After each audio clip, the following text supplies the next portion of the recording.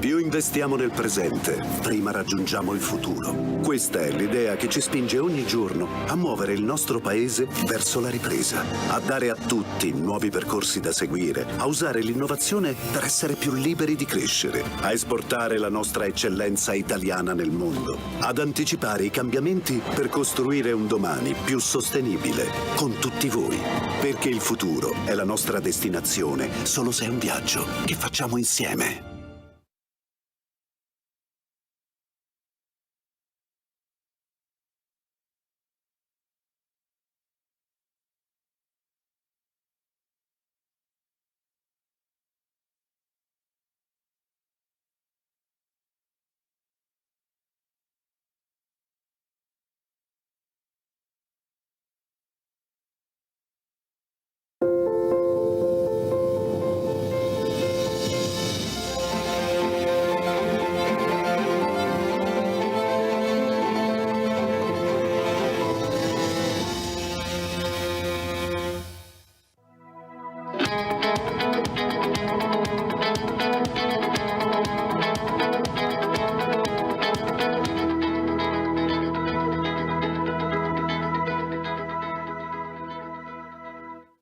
Più investiamo nel presente, prima raggiungiamo il futuro. Questa è l'idea che ci spinge ogni giorno a muovere il nostro paese verso la ripresa, a dare a tutti nuovi percorsi da seguire, a usare l'innovazione per essere più liberi di crescere, a esportare la nostra eccellenza italiana nel mondo, ad anticipare i cambiamenti per costruire un domani più sostenibile con tutti voi. Perché il futuro è la nostra destinazione, solo se è un viaggio che facciamo insieme.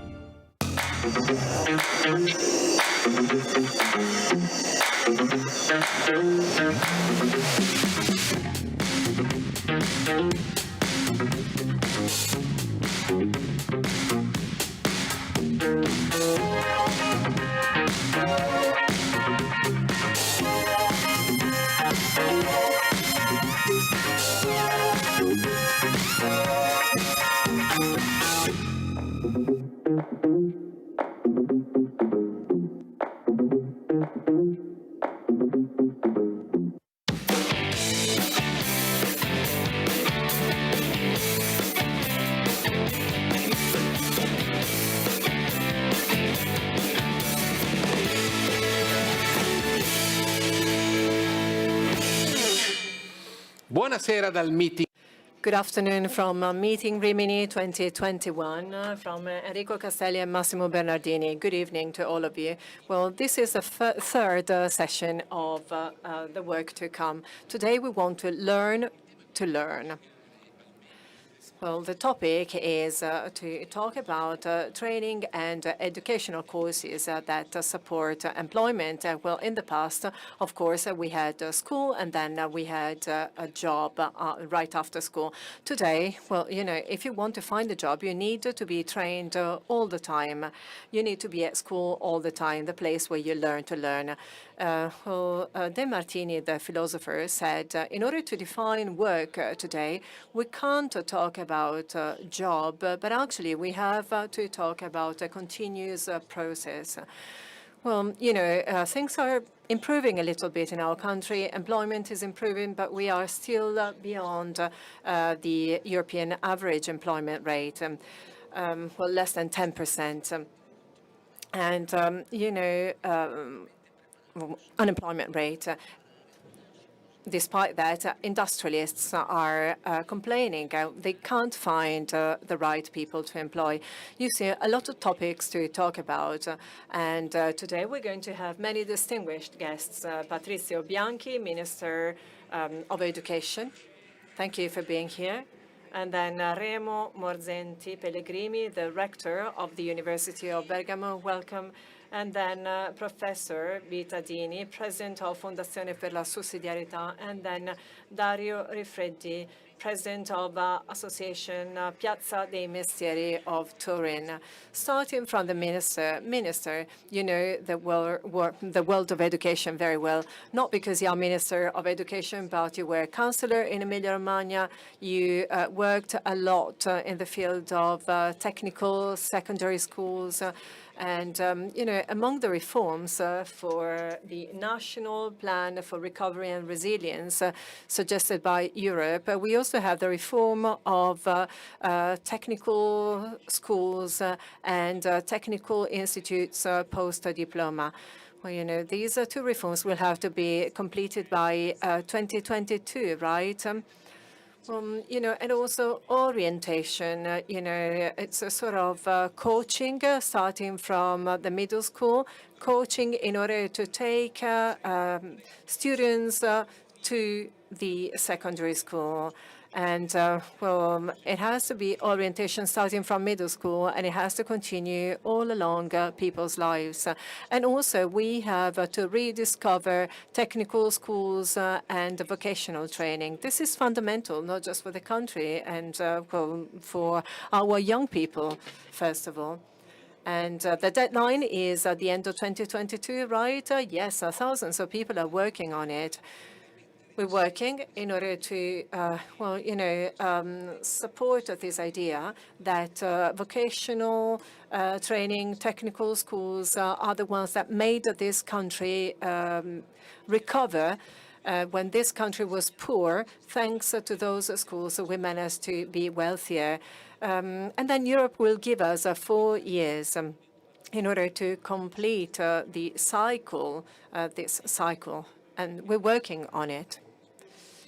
Well, can you tell us something about nowadays? Are we better than the past? Well, you know, actually, we have to go back to rediscovering the beauty of working with our hands.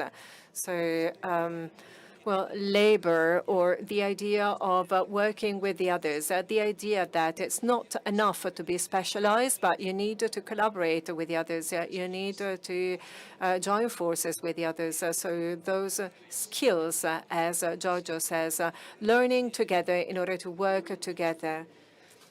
The new industry of the big data and, you know, all those new things. It's all based on this, the ability to work with our hands and working together. This is the basics, actually.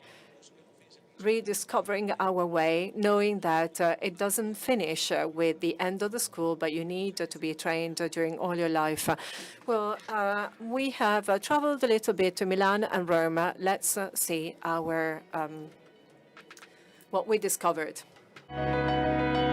Sono partito qui da Galdus, sono una delle prime classi ad aver inaugurato la scuola e adesso ho una gelateria a Milano.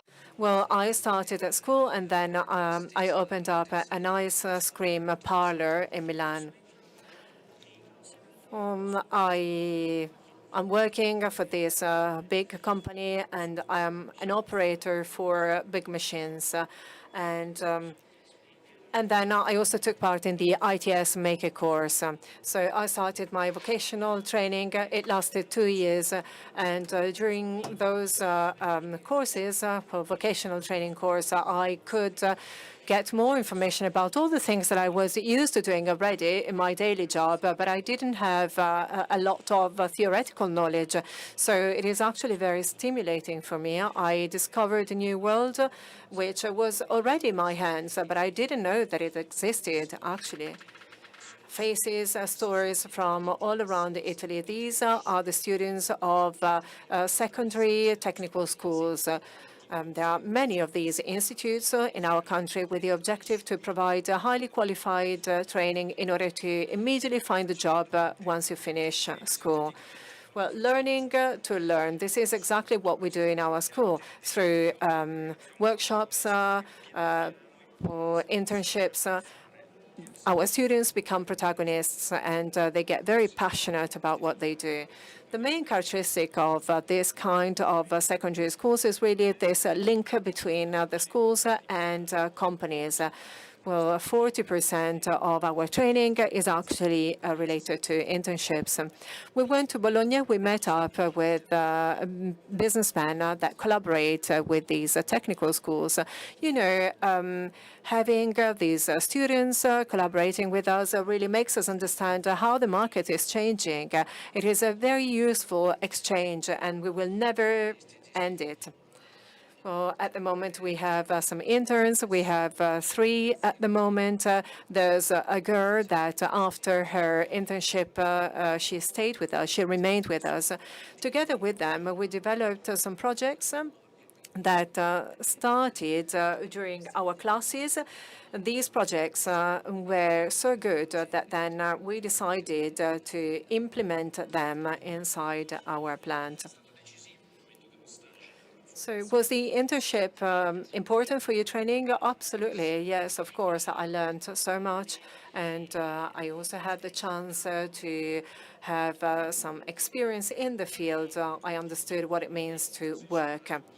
So this is not just one case, not a coincidence. 80% of students with a diploma find a job within 1 year, in line with their studies. Well, actually, companies are asking for people that have the so-called soft skills, people with passion, willing to learn, curious.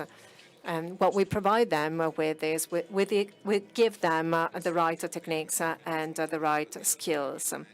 We have to overcome the mismatch between supply and demand. The solution is to allow companies to be part of the training process by participating in the training, and therefore by being able to train people according to their needs. This is what makes things much easier, and it's a great satisfaction for everybody. Dario Odifreddi, 5,000 young people between Turin and Catania, so vocational training at the center. But let's talk about these young people. Nowadays the situation is quite bad. Almost one-fourth of the young Italian people don't work, and they are not even looking for a job. How can we change this trend? This is it. These are figures. Of course, these figures are very dramatic, very well known. And they've been published many times on the newspapers. So these are young people that don't work, and they're not studying and not looking for a job.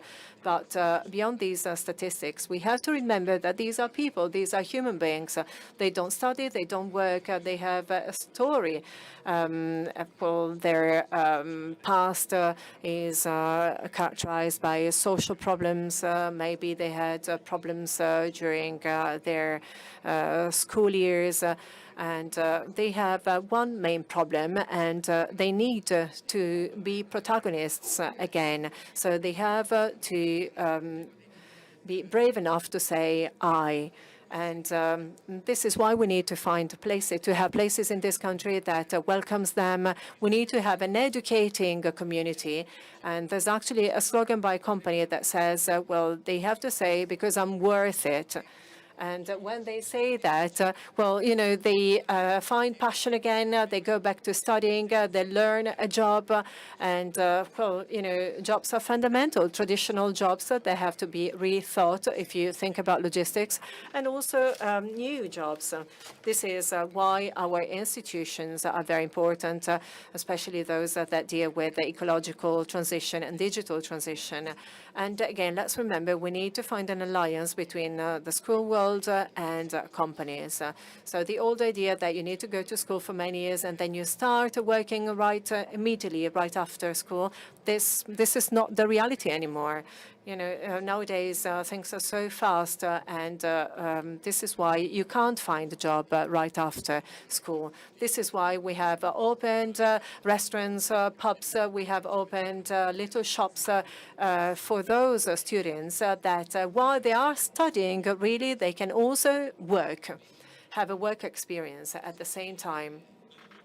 Minister, I see that you're really listening to the other speakers. Yes, and I agree. I also think that, school and then work, well, that connection is over. We need to, while you're working, you still have to study. Not really to study, but you have to keep on learning how to learn. So this is the real news of our time. And those reforms that you mentioned, Mr. Castelli, the reforms are about this. That is to say, training for adults will be something important, long life learning, very important for the growth of our companies, not just of young people. Well, Mr. Pellegrini, you are the rector of the University of Bergamo, and of course, it's a very important place for the country. You know, there's a high number of companies in your area, so lots of employment. We've just heard that companies don't want to have a complete training. They don't want to find people who have received full training because they want to, in a way, to shape those people that are employed by them. So how is the relationship between companies and universities at the moment? Good afternoon, first of all, and I would say that universities are a place for education, but also a place for work. That is to say, universities are redesigning their courses, study courses, together with the companies. It may seem unusual or strange, but in my area, there's a new dialogue between universities and companies. And I'm sure that nowadays companies have to collaborate with companies and vice versa. That's vital. 60% of our students during university, they also work at the same time with an internship. Well, very important internship also for important companies. And these are the people entrepreneurs are looking for. They look for people who already have some work experience and also experience abroad. So again, we have a renewed dialogue between universities and companies. Yes, we have to work together. I have an example for you. This year, my university is introducing a new course that has been studied, designed with the companies. We have really rethought, changed our study course.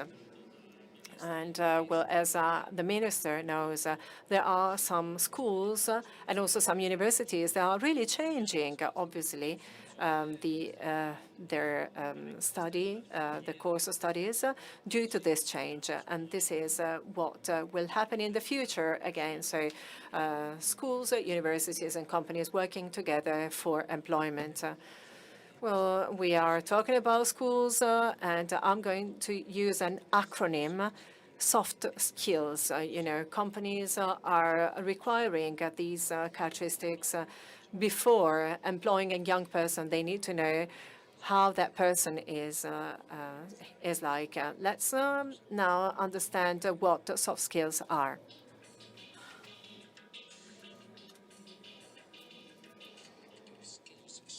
Character skills, soft skills. These are those personality characteristics related to the psychosocial sphere of people, together with acquired knowledge and skills. This is what the person has and what the person puts in place during his or her life. The non-cognitive skills or soft skills this is a fertile ground to work on. Curiosity, the ability to work together, empathy, being open to reality. This is all vital, and this is why it is so important to have this kind of skills, and they can be educated. So finally, we are going back to talking about the importance of the human being. So training, a full training where cognitive and non-cognitive go together. At the center is the person. The person is at the center. Well, actually, our schools, online but also in presence, well, is already based on non-cognitive skills of our students. You know, teachers have to know exactly who their students are. In my school, we have decided to use podcasts, and well, you know, our teachers are reading it. Another student has created a web page where he talks about photography, and by having a look at that web page, we have discovered more about that pupil. Well, I think that it is very important to be among peers, and this is fundamental in order to develop a skill, that is to say, well, the ability to be aware of our own limitations and weaknesses, but also points of strength. So now the time has come to give more importance to non-cognitive skills, and these skills have to be part of school programs. So soft skills now have to be part of school programs. This means creating new learning opportunities, new learning methods, new learning places, and all of it will make students protagonists of their learning. Professor Vittadini, well, you have studied the soft skills, you and some other professors together. Why are these skills so important in the workplace nowadays? Well, you know, because work is changing nowadays, and if you don't have the right skills, you will not be able to cope with all these changes. In my time, there was no personal computer, no internet, no statistical packages. This is what happened when I went to university. If I stopped at that time, I would be like a man of Neanderthal. And well, no, instead, I kept on learning. And well, Dario Odifreddi, actually, I must say that he started his Piazza dei Mestieri with a poetry competition for people. And I told him, well, this is crazy. Why have you started this poetry competition? And well, then after a few years, actually, I went to a party where all these people, they were like hairdressers or, well, some other people with very practical, very manual jobs. They were talking about their poems, their poetry. And when I listened to them, I understood, well, actually, in order to be a hairdresser, you need to have some poetry inside yourself. You need to be a poet in a way.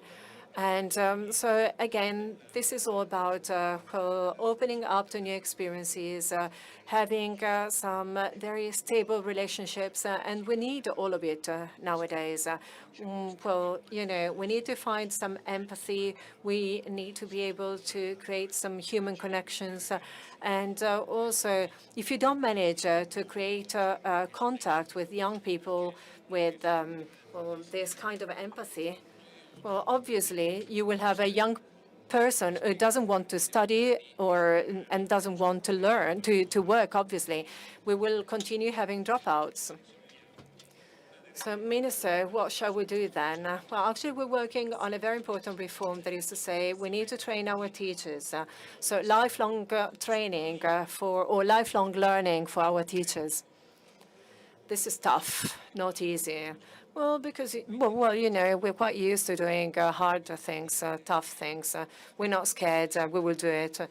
In my professional life, I had to overcome many tests and many difficulties. I always studied, and they also have to do that. You know, lifelong learning for teachers. This is fundamental. Right, for these reasons, because changes are so quick nowadays, and sometimes we are confused. Our students are confused. but instead we want to have very confident people, tough people as a result of their studies. But in order to do that, we need to have a school based on affection, emotions, feelings, the ability to build the communities. Well, we need to train teachers, directors, deans that are able to build the communities. And this is how we're going to relaunch this country. All right, and now let's go and open a new window towards the world. Right, about what we said on soft skills, we're going to listen to a story coming from Spain. This is a training center that promotes social inclusion by welcoming also, well, unemployed people, also migrants that recover their dignity through work. Let's listen to them. Well, you need to be very resilient. Many of them tell us about very complicated situations. They cross the sea swimming, but despite all their previous difficulties, they come to me at 9. They come here at 9 o'clock. They're very motivated. They are fighters. Very often they come here to look for a job, but actually we discover that they have some other types of needs. They need to be trained. And therefore, we have to provide them with a different type of support. Well, as a teacher, I'm very interested in their desire to learn. They are really willing to learn. It doesn't matter where they come from. And companies, when they offer a job, they don't care about their origins, but actually they look for people who are passionate and really willing to work.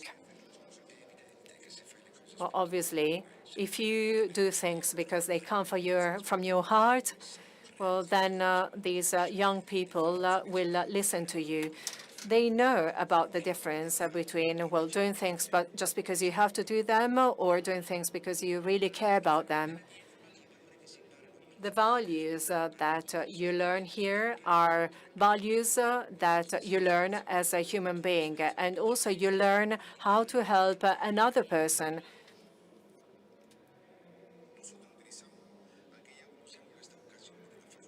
Well, we use this chance that we have to provide them with training in order to, well, create a human relationship with them. Well, they need to be self-confident, so we want to give hope back to them. These are things that really help you, and they help you to understand that you can create a new future for yourself, thanks to the opportunities that this training center gives you. It's really touching when I talk to them on the phone and they tell me, well, I found a job. They chose me. So, well, we feel really satisfied when they say, well, now finally I can build a new life for myself.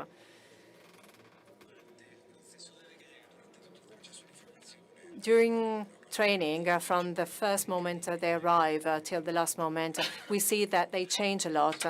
Well, the first day and then the last day, they're totally different. You know, when you're looking for a job and they ask you, do you have experience? Well, I say, Cesar gave me a great opportunity, and now I can look at the future and reach my objectives. Well, exactly just like the minister said. Relationships are based on emotions and feelings. So the challenge of vocational training nowadays is very important for the country. Well, you're also secretary of Forma, that is to say those training centers are connected to the church. And in Italy, can you tell me what are the barriers that don't allow us to have the right vocational training? Well, you know, Forma. Well, Forma is about vocational training, and it is connected to religious institutions, obviously. And, well, by the way, it's always very touching to listen to these stories, and this is actually what we listen to every day in our centers all around Italy. And this gives us energy in order to go ahead. Well, obviously, if we had just thought about the difficulties we had, we would have stopped for sure. And, well, you know, only in a very few Italian regions in the northern part of the country, we have vocational training centers. But actually, this is a right. There's a right from 2003, Law Moratti, which entitles people to receive vocational training. But actually, many regions don't offer vocational training. And, you know, the regional government, but also ministries should govern, should manage vocational training in Italy, but, well, it doesn't work. I'm very glad that Minister Bianchi was also a regional councillor for vocational training, because this is a very complex topic, and, well, you need to have experience in this in order to understand the problems we have. Actually, there are some regions where the school year doesn't even start in September or October. They start the school year in February. So can you imagine that? If you have a child, you take your child to school and you ask, when is school starting? And they say, well, actually, we'll start in February, so in a few months' time, because we don't have the right paperwork ready yet. There are actually many regions who do that. It's really difficult. It's really tough. So we would like vocational training to become like an infrastructure for the country. It will be vital for the country, not just for young people, but also, well, you know, the need for reskilling people, those people who lose their job. But if we don't have the right infrastructure, this will not be possible. This is a huge challenge for us, and we're here in order to help all those who really want to get to accept this challenge. Minister, you know that we are ready to work with you.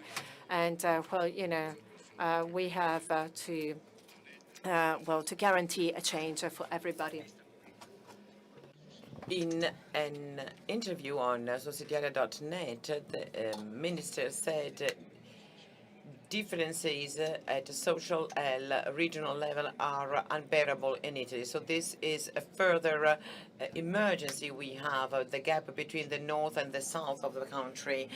Yes, it is really unacceptable because data tell us that school dropout in the south is twice than in the northern part of the country, 3 times in some big cities. So we cannot have a new country, a recovery of the country, if this is our starting point. But there is a fundamental aspect. We need to improve the relationship between state schools, public and, well, let's call them public schools, not non-state school, and vocational and training schools that are actually managed by regions, because they are part of the same national educational system. Not all regions manage schools in the same way, so this is something that we have to commit ourselves to. We are already working on that. Thank you, Mr. Minister. Now, when we talk about what happens abroad, we had an interview with Dr. Folka from the World Bank, and it talked about the consequences of the pandemic, the digitalization process. But then in the end, it also talks about an aspect that is that of community as an engine for development. So let's listen to the interview. Prima di tutto è chiaro che stiamo assistendo in tutto il mondo come risultato. It is clear that we are witnessing towards a trend towards digitalization. We need to be more efficient to solve problems. We have to be more flexible, and this does not concern only Canada, Europe, and the United States, but it concerns also Africa.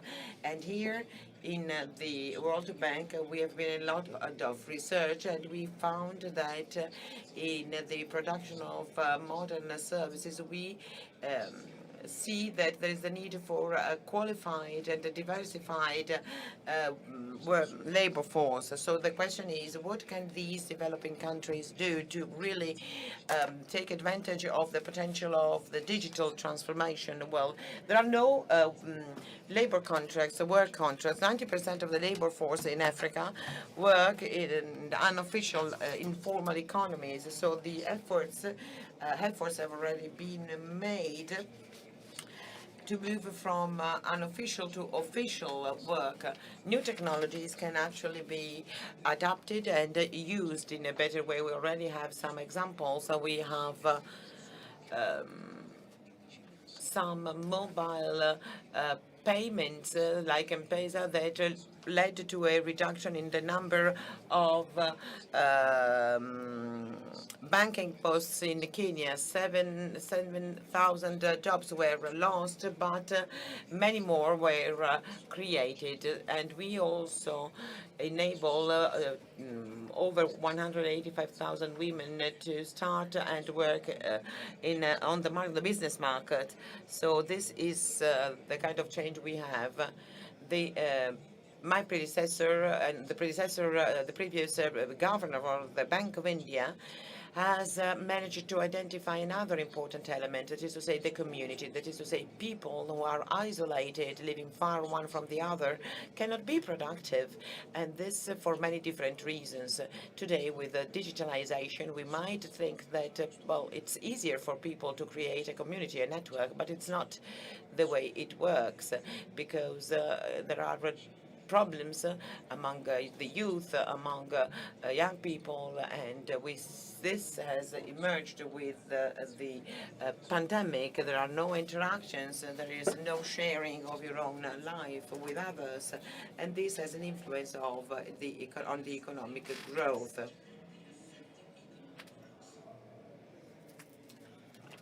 Professor Vittadini, insomma, in fondo essere capaci di lavorare in comunità, la questione. This is a soft skill, actually, to be able to work as a community.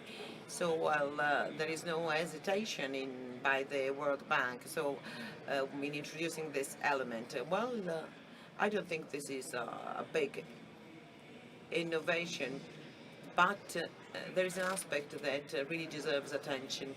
These 18 months showed us, and I'm talking about universities in particular, we actually learned a lesson. That is to say, universities are based on relationships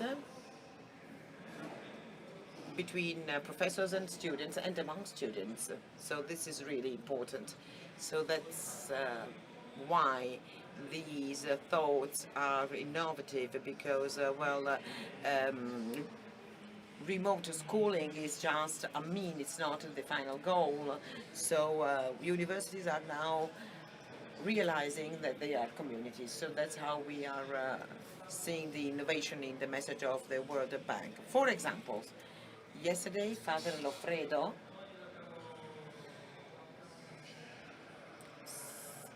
had some people start working, and this had a domino effect, and many people decided to go back to school. Second example, Portofranco, another example in Italy. Students receive help for free by professors, and this obviously reduces dropout rates. And then the districts, against neo-liberal rules, if there is someone who learns how to produce ceramics or scissors, you learn to do that particular product. The most modern rocket that has been produced recently has a cooling system that was produced in Sassuolo in Emilia-Romagna. So, and then another example, Martina Sartamacchia is an Italian teacher who teaches history in Nebraska. Here there is a course of general history, so it is a course that no one wants to attend. So she has to talk about, to teach about the Crusades. So she starts saying, well, you will be the Saladin, you will be the Sultan, you will be the Pope, and you have to kind of make a representation, so a sort of role play. So they really start to understand what crusades are. So this has become the most popular course among the students and the professors, and it has become an example for many other universities, because instead of having a professor that just talks about things, there's a group of people that work together. That is to say, young people are not empty vases, they are fires we need to light up. So, well, this is extremely interesting. So. The minister maybe already knew this example, but it's something that, well, could be an idea. Well, so we had to have a pandemic in order to rediscover the sense of a community.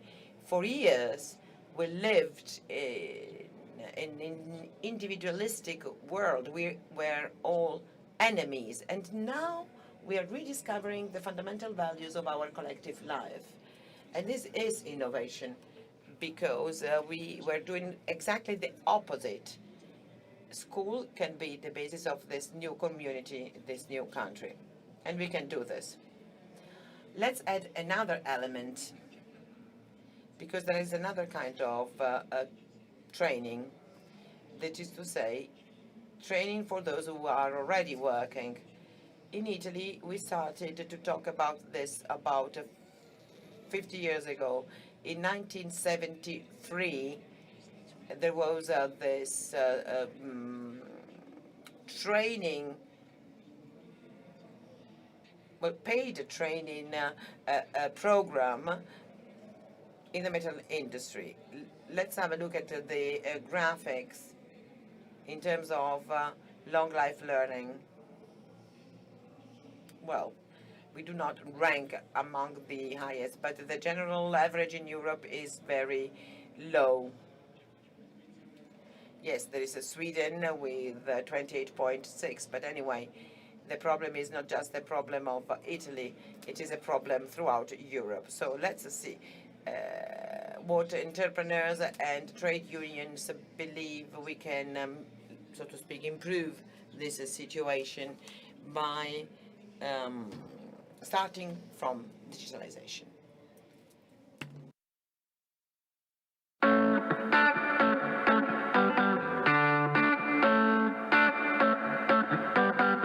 Le sfide che il mercato del lavoro italiano.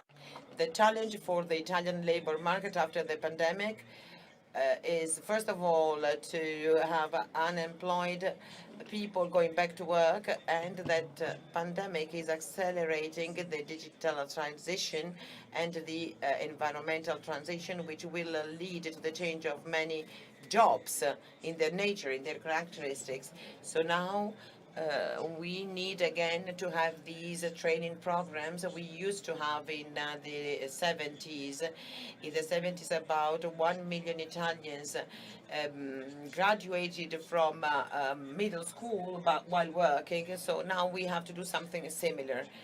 So this would be on digitalization, languages, skills, horizontal skills. And we have, lifelong learning has to become popular, something that is done everywhere. We have a high rate of unemployment, but enterprises do not find skilled workers, skilled staff. So this is a great contradiction that shows that we have not invested enough. A lot of enterprises believe that training is just a cost, but it is rather an investment. Tutti noi ci siamo resi conto nelle nostre case. We have realized that we had connection problems and also skill problems in terms of technologies and digitalization. This is what we all understood. Our country needs to grow, to improve, and we need to improve our culture in terms of circular economy. And Fondo Impresa is an important interprofessional fund in Italy, and it has actually started its planning starting from these values, and it is something that is extremely important because there is a global market and we can then see whether the supply chain is longer or shorter because with the COVID pandemic, new risks have emerged. But it is obvious that today we have a global market. So we have been, well, actually we have gone back 50 years, and when we prepared this video, many young people didn't know what we were talking about when we talked about this training, paid training program, and it was something that was very common when we were university students. So many steps forward were made in the meantime, but this is the last graph that I have to show you. So the importance of education and training to improve the general situation. Unemployment rate was now 9.2 in 2020, but those who have a university degree and do not work are only 5.6. High school graduates 10.5, and middle school graduates 15%. So universities have a fundamental role to play. Yes, I do believe that this supply chain, so to speak, needs to be aligned. We are more and more convinced that young people need to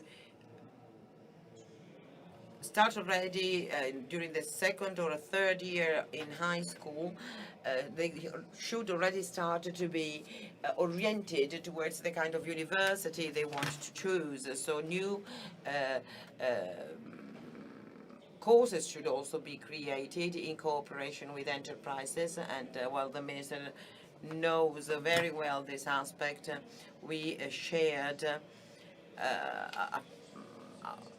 many experiences, and I believe that the effort of universities and schools is to have a better dialogue. There are some school directors who are really brave. They are changing their curricula in order to make them more suitable to take part in this chain that starts from school, goes through university, and then arrives at on the labor market.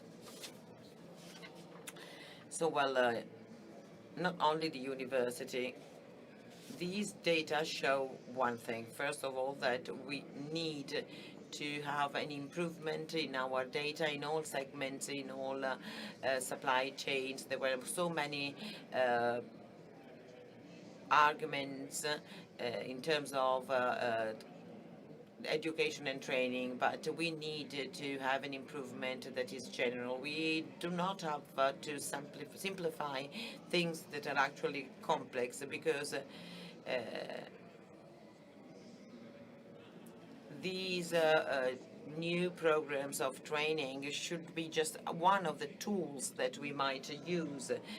The contract of a metal worker includes the individual right to training, and this is something that has to be granted to all workers.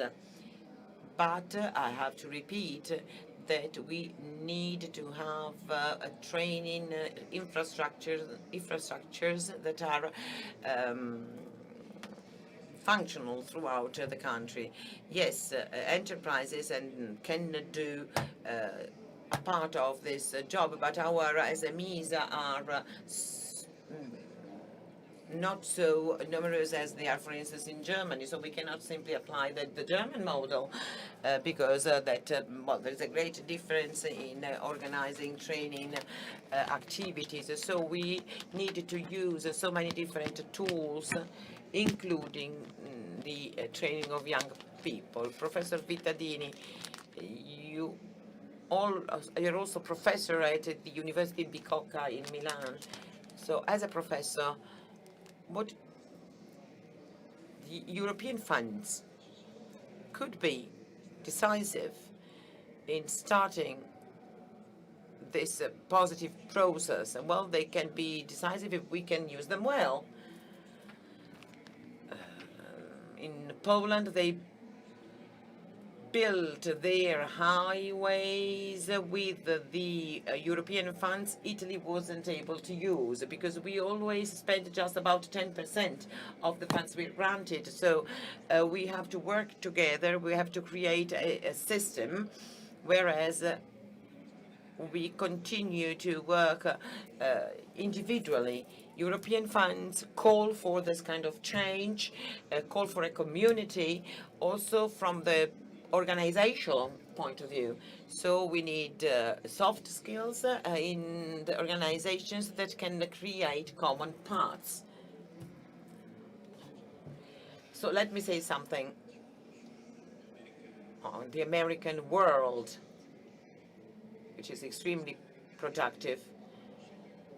Well, American industries take programs or people who have already graduated from universities somewhere else, and then through their doctorates and master courses, they turn them into great element on the labor market. So this is because we cannot act on our own. We can use European funds only if we use them together.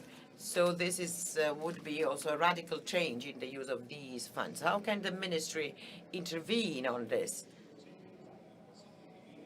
If you agree with Professor Vittadini, are you using the European funds? Well, I've used them all. I found well, a lot of funds that were, well, let's say that we were not used to really take advantage of these funds. But since I've been a regional councillor for 10 years, my region has always used these funds 100%. So, well, I'm doing the same now. I'm using all the funds available at the moment, and I have already negotiated the funds for the next program. I will have 3.8 billions. So I'm actually being very visionary in a way. So then obviously there will be also operational programs at regional time. So I want to put the two things together, state programs and regional programs. So the funds will will be granted to regions only if they can actually use them. So this is another fundamental point, as Giorgio said. Working together calls for skills that need to be developed. So complementarity, for instance. I do my thing, you do your thing, and together we do something that is actually fruitful and efficient, effective. So we are working a lot with all the ministers because we want a public administration that carries out integrated policies. Thank you, Mr. Minister. Well, you know that Draghi controls funds very well. He knows how to use and monitor our accounts. Well, he really encourages us to use these funds. So that's for ministries as well as for all local administrations. We have a beautiful fabric in our country, but we needed to mend it up.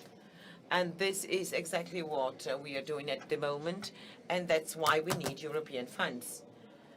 But the relationship to Europe is clear. Sometimes there are some controversies, but only on the data. Yes, well, the use of funds is an important aspect. We need to be very cautious from the implementation point of view, because once we have devoted funds to a certain sector, we have to be cautious on how we use them. When we had the new law on education and working for young people, no one really took into account the situation, the operational situation of schools, the real situation. So this didn't work in the end. The minister talked about the use of European funds. Well, these funds will be used also by those who are dealing with professional training. So, well, they have to be used, and they have to be used in an efficient way. Professor Vittadini. So there is an expression, Facciamo fatica. the expression next generation EU. Why don't we seem to really have these next generation at art? Well, because we need to look at the future. As President Gandhi said about America, Americans should ask themselves what they can give to their country, not what their country can give to them. So we need to make this kind of inversion in our way of thinking. So there is another aspect, because our egoism will not lead to the common good. This is something that, well, it's not true. It is something that is based on the philosophy of the 18th century. It is working together that we can actually create something. And when I think about my children, I have to think of them as someone to whom I just give, I give life. As Giussani said, there isn't a bigger sacrifice than to donate one's life for someone else. So, well, this is what we have to do. So, we are at the end of this session.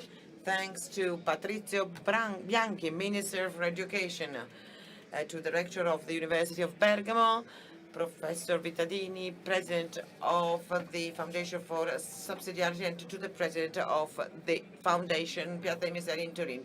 Tomorrow, we'll be back with the words to come.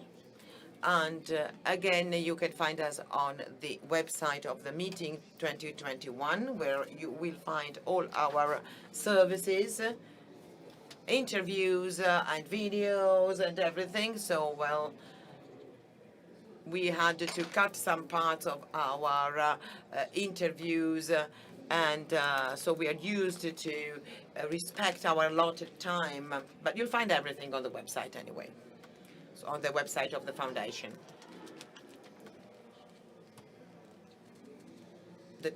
You can see the talk tomorrow.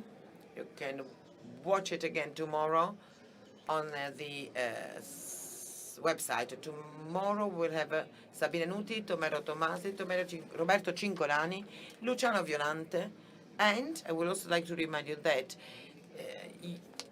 the meeting needs your help to carry on. Part of these contributions will go to Uganda, where Rose Buzinga welcomes young children and young people coming from difficult situations. We'll see you tomorrow. Have a nice evening.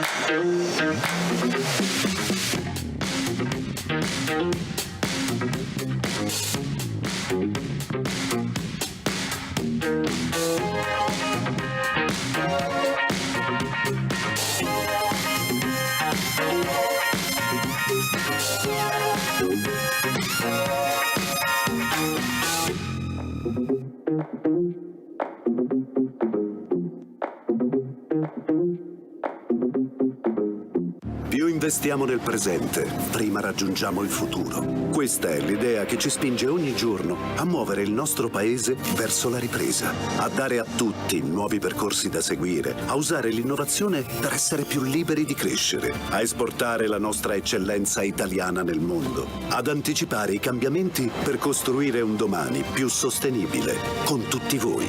Perché il futuro è la nostra destinazione, solo se è un viaggio che facciamo insieme.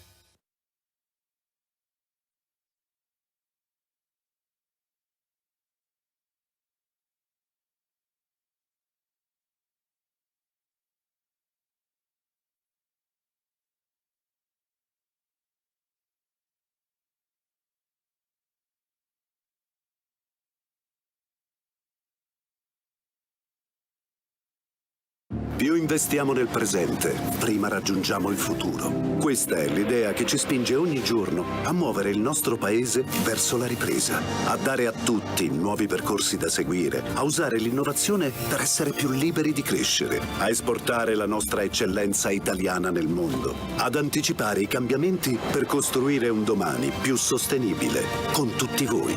Perché il futuro è la nostra destinazione, solo se è un viaggio che facciamo insieme.